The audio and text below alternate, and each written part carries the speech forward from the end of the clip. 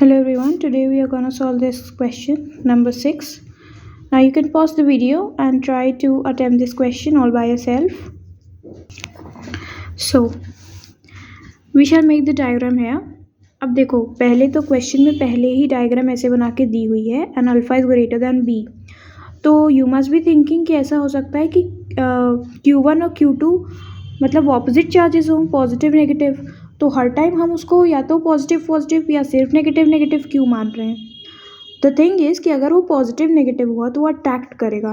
अगर वो अट्रैक्ट किया तो ये दूर थोड़ी ना जाएंगे, ये बल्कि पास आ जाएंगे, दोनों चिपक जाएंगे एक दूसरे से. तो यहाँ पर कोई थीटा का कोई फ़र्क ही नहीं पड़ता. दैट मीन्स दोनों 0 डिग्री होते. तो इसीलिए अगर इसने पहले से दे रखा तो हमें ये अब इससे पता चल गया कि भाई हमारा जो दोनों चार्ज है these are repulsive nature. Repulsive मतलब दोनों सेम नेचर के होंगे, या तो पॉजिटिव पॉजिटिव या नेगेटिव नेगेटिव. तो क्वेश्चंस हम पॉजिटिव लेके करते हैं, that will be much more easy. ठीक. दूसरी बात कि यहाँ पे हमने ये डायग्राम बना लिया है, that this is the diagram given. अब हमें ना मास के बारे में कुछ पता, ना हमें क्यू के बारे में कुछ पता. तो हम ऐसे ले लेते हैं कि let this be M1 Q1, let this be M2 Q2. ठीक है. अभी हमें कुछ नहीं पता, हमें प्रूविंग करनी है, हमें फाइंड आउट करना है कैसे करेंगे. तो सबसे पहले हमने इसको यहाँ पे देखा, इस वाले को हम यहाँ देख रहे हैं M1 को. Now this you see here. तो हमारा ऑफकोर्स यहाँ पर अच्छा और ये भी दे दिया गया है कि this is an equilibrium condition. अगर इक्विलिब्रियम कंडीशन है मतलब all forces are going to be balanced. तो ऑफकोर्स सारे फोर्सेस आप बना लें. This is going to be T cos alpha, है ना. यहाँ पर ऐसे ऐसे बनाओगे तो दिस विल बी क्या, ये वाला अल्फा इधर, ये अल्फा हो जाएगा, ये भी अल्फा हो जाएगा इसकी वजह से. फिर क्या है, ये हमारा T cos अल्फा हो गया. Let here be tension T and let here be tension small t. ठीक. तो हमारा ये हो गया T cos अल्फा, नीचे हमारा M1G लगेगा और इधर हमारा ऑफकोर्स T sin अल्फा आएगा. और क्योंकि रिपल्सिव है तो हमारा जो इलेक्ट्रोस्टैटिक फोर्स है वो दूर जाएगा. फिर हम इधर देख लेते तो हमारा हमने ये वाला T ले रखा है, हमने इसको भी सिमिलर इसके डायग्राम के बना लिया. फिर से हमारा रिपल्सिव नेचर है तो इसलिए हमने इसको यहाँ बनाया. दूसरी बात, अब हम देखो जब FE दोनों में कॉमन है तो FE हम यहाँ से क्या निकाल पा रहे हैं, T sin अल्फा, और FE यहाँ पर भी is equal to T sin beta. तो T अपॉन T हमने इस इक्वेशन से हमने क्या निकाल लिया, T upon T is equal to sine beta by sine alpha. अच्छा, अगर आपको पता है कि अगर ये गिवन है alpha is greater than beta, तो ये तो आपको पता ही है कि थीटा इंक्रीज करने पे साइन क्या होता है, साइन थीटा ऑल्सो इंक्रीजेज अगर हमने थीटा इंक्रीज किया तो. और वैसे ही कॉस थीटा डिक्रीजेज और tan theta also increases. See we are talking about 0 to 90 here. ठीक है. तो डोंट गेट कंफ्यूज. वैसे भी ये जो थीटा है ये 180 डिग्री थोड़ी ना जाएगा, ये 90 डिग्री मैक्स तक जा पाएगा. तो इसलिए we are talking about this. Okay. तो अगर alpha is greater than beta तो of course sine alpha is also greater than sine beta. तो अगर हम कंपेयर करें तो small t is greater than T आ गया. ठीक है. इससे हमने कंपेयर किया. उसके बाद चलो हमने ये वाला पार्ट कर लिया, हम इसको करते हैं. तो हमने T cos alpha is equals to M1G है, ऑफकोर्स इक्विलिब्रियम कंडीशन है. तो T cos alpha is equals to M1G. हम दोनों को डिवाइड कर लेते हैं, T cos beta divided by M2G. G cut गया, T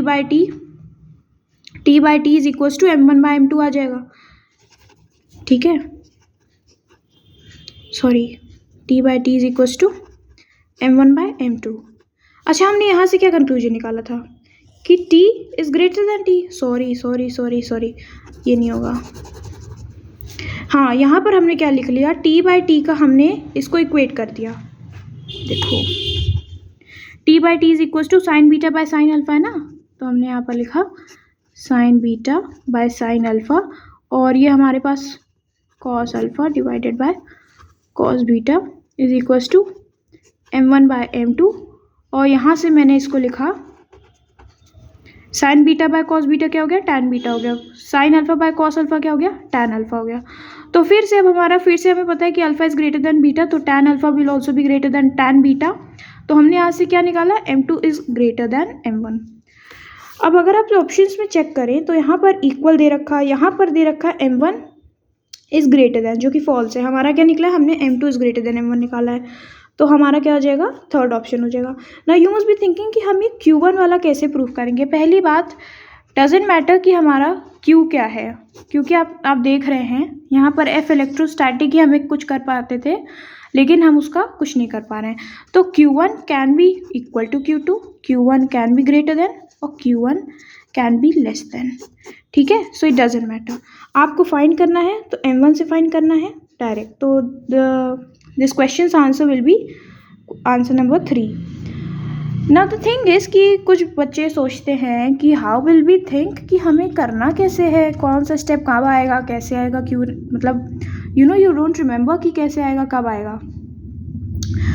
I can tell you, but the thing is कि आपको क्वेश्चन की प्रैक्टिस होनी चाहिए। और ऑफकोर्स आप जो भी क्वेश्चन बॉब वाले देखते होंगे आप इतना तो कर ही लेते होंगे, कॉम्पोनेंट्स आप निकाल लेते होंगे।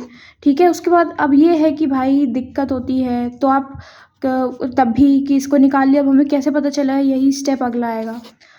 तो इसके बाद तो आपको जो कॉमन दिखे आप उसके हिसाब से चलें कि कॉमन क्या दिख रहा है। इन चारों में आपको कॉमन सिर्फ और सिर्फ एफ ई दिख रहा है, तो इसलिए हमने एफ ई को पहले लेके शुरू किया। और फिर ये तो आपको याद होना ही चाहिए कि अल्फ़ा ग्रेटर दैन बी होगा तो थीटा का क्या होगा, क्या रिलेशन होगा। एक तरीके से आप ये क्वेश्चन देखें तो पूरा क्वेश्चन सिर्फ और सिर्फ एक तरीके का कंपेयरिंग क्वेश्चन था। ठीक है, there was nothing to solve here कि इसकी वैल्यू क्या आएगी, उसकी वैल्यू क्या आएगी, नो डजेंट मैटर। पूरा कंपेयरिंग का क्वेश्चन था। So hope you understand. If you don't understand then maybe next time I will help you more.